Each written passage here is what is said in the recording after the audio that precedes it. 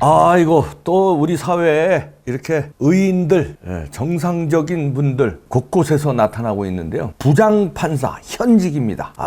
부끄러움을 모르는 정권이다. 한국이 야만 사회가 되고 있다고 따끔한 질책을 했습니다. 이거 현직에서 이런 말이 안 나와서 가뭄의 단비 같은 아주 소중한 글이 돼서 소개해 올리겠습니다. 오늘 쓴 건데요. 강민구 고등법원 부장판사인데요. 62세네요. 사시 24회. 사진도 보이시죠? 알고 얼굴도 아주 서운하게 생기셨네. 뭐 사족 달지 않고 이분의 글을 그대로 읽어드리겠습니다. 제목은 일단 부끄러움을 모르는 사회는 미래가 없다. 오늘날 한국 사회는 일종의 야만 사회가 되고 있다. 동물과 인간이 다른 것은 인간은 염치와 부끄러움을 안다는 점이다. 사실 동물이 탐욕스럽게 보이기도 하나 대다수 야생동물은 자기가 취할 정도의 생존 필수 먹이만 거두지 더 이상의 탐심을 발휘하지 않는다. 하지만 인간은 개걸스럽게 자신의 먹이보다 훨씬 더 많은 재물이나 권력, 명예 등을 욕심낸다. 미래라는 환상을 인간이 인식하기에 생기는 일종의 병리 현상이기도 하다. 예전에는 한국 사회 일종의 선비정신이 통용되었다. 자신만의 이익이나 자신이 속한 정파나 집단을 위해서 말도 되지도 않는 주장은 염치와 부끄러움을 알기에 아예 꺼내지도 못하던 정상적인 일종의 도덕률이 지배하던 사회였다. 그러나 자끔 일어나는 사태는 어떠한가? 다수를 차지하면 헌법 같은 기준선은 염두에 둘 필요도 없다는 태도로 모든 것을 힘으로 밀어붙인다. 하지만 그 다수는 영원한 다수가 결코 될 수 없는 것이 세상사 인연의 이치법이다. 오늘의 다수가 내일의 소수가 될 수 있고 오늘의 소수가 내일의 다수가 될 수 있음에도 어찌 역지사지 협치의 정신을 내팽개치고 모든 것을 숫자로 밀어붙이고만 있는가? 과거 자신이 그토록 외치고 선언했던 주장과 너무나 다른 행동을 현실서 일삼는 자들도 염치와 부끄러움이 없기는 매한가지다. 그냥 죄송하고 잘못 처신했고 앞으로 잘하겠다고 하면 착한 대중은 다시 품에 안을 것임에도 끝까지 우기고 사과 같은 행동은 절대 하지 않는다. 결국 자기 패거리 숫자만 염두에 두고 하는 미련한 행동이다. 자신만의 정의 화신이고 타인에 대해 엄청난 칼날을 들이대던 자들이 역으로 그 칼자루를 새롭게 쥐게 된 신권력자 패거리 사냥개 집단에 의해 코너로 몰린다. 이른바 토사구팽의 모습이다. 자신의 과거 행동에 대해서는 말 한마디 없이 이번 일에 정의가 구현되기를 바란다고 읍소한다. 1년도 지나지 않은 과거에 그 칼에 당하던 사람들이 그토록 외치고 싶었던 단어들이 이번에는 그 입에서 나온다. 정말 아이러니하다. 하지만 과거 일과 현재 일은 비빔밥이 될 수는 없다. 이번 일이 억울한 일이면 이번 일 그 자체로 판단받고 법적 보호를 받아야 할 것이다. 특정 사건을 처리하면서 그 사건과 아무 연관도 없는 개인 간의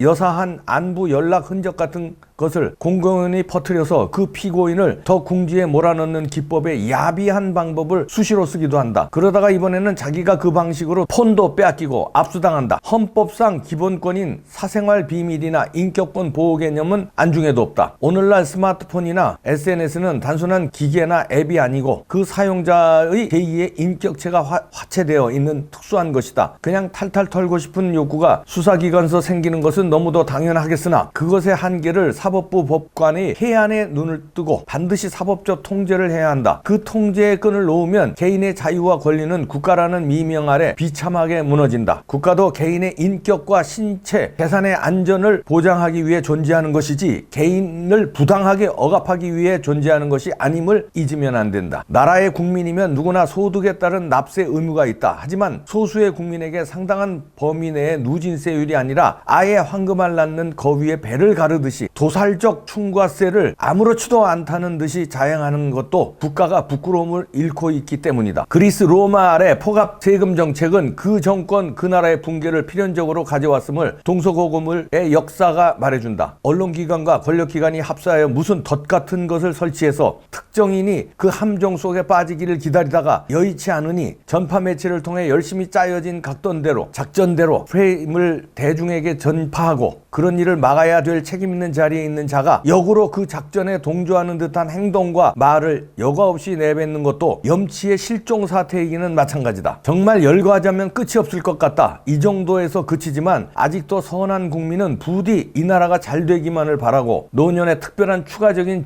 정기적 수입도 없지만 꼬박꼬박 재산세나 종부세를 내는 국민도 있다. 나라의 세금을 1원도 안 내는 자들은 그 아픔을 알기 어렵다. 국가가 부자의 세금을 모아 빈자를 사회 사회복지 정책으로 보담아 주는 것은 너무나 당연하나 모든 것은 비례와 상당성 원칙에 합당해야 한다. 세금 제도로 많이 내고 위법한 일 하지 않고 고용을 많이 창출하는 기업가 등은 마땅히 존중받아야 정상적인 사회이고 세금 안 내고 자식 군대 안 보내는 것이 사회에서 자랑거리가 되어서는 안 된다. 부디 국민 각자가 비록 각자 도생으로 산다지만 상생과 공존, 협치, 탕평의 기운을 간절히 바라고 또 바라고 있다. 본부의 높은 자리에 있는 모든 분들은 자기의 갓근이 떨어지고 자연인으로 회귀하는 미래의 자기 모습을 부디 사고 실험이라도 단 한 번만이라도 좋으니 꼭 해주기를 간절히 바란다. 그리 되면 적어도 야바이건 같은 발언이나 정책을 남발하여 국민 가슴에 대못은 박지 못할 것이다. 나라 전체가 염치와 부끄러움을 아는 사회로 전진하기를 새벽에 어줍잖게 선어자 적어보니 동참의 아침 기운이 밝아온다. 8.13부터 이 공간을 떠나는 입장에서 나라와 국민을 감히 마음에 두고 쓴 글이니 곡해나 아전인수가 없기를 간절히 바랄 뿐입니다. 이렇게 마무리를 짓네요.